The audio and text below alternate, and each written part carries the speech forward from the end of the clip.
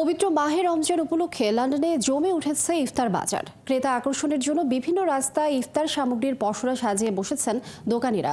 রমজানে এমন আয়োজন প্রবাসী ও দেশের অনুভূতি দিচ্ছে বাংলাদেশিদের। এই ইফতার বাজার যেন দেশীয় সংস্কৃতি আর ঐতিহ্যের কেন্দ্র হয়ে উঠেছে প্রবাসী বাংলাদেশিদের কাছে। লন্ডনের বাঙালি পাড়ার ইফতার বাজারের বিস্তারিত জানাচ্ছেন আরিফ মাহফুজ।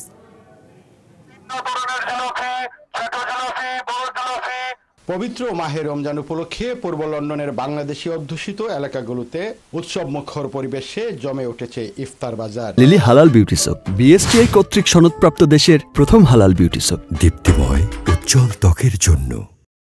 বিশেষ করে হোয়াইট চ্যাপেল এলাকা ইফতারের আগে যেন ঢাকা শহরের ঐতিহ্যবাহী চকবাজারে পরিণত হয়।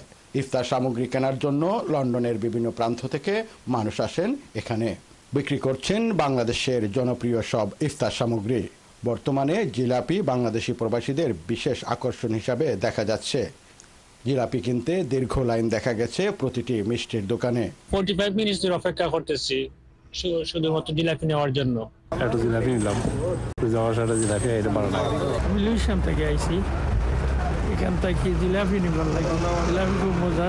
স্পেশালি জিলাপি লাগে আমরা রমজান হইলে ইফতার সময় খাই। জিলাপিটা সবসময় বেশি চাহিদা থাকে, অন্যান্য মিষ্টির চাহিদাও আছে। আর জিলাপি তো আসলে খুবই মজা, আপনি দেখছেন এখানে ছবি আছে।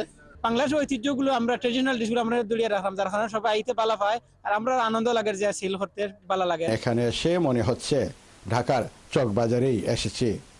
সেই একই খাবার, একই ভিড়, একই দেশীয় আমেজ।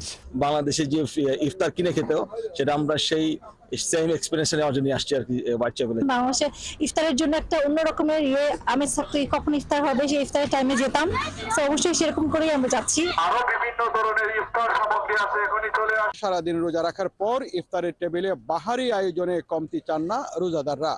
তাই হরেক রকমের আইটেমের সাথে এক টুকরো জিলাপি যেন 16 কলা পূর্ণ করে মজাদার ইফতারকে। ইফতারের টেবিলে খাবারের সুবাস ম্লান করে দেয় সারাদিনের ক্লান্তিকে, রোজাদারের আত্মাকে করে পরিতৃপ্ত। আরিফ মাহফুজ, 71, লন্ডন।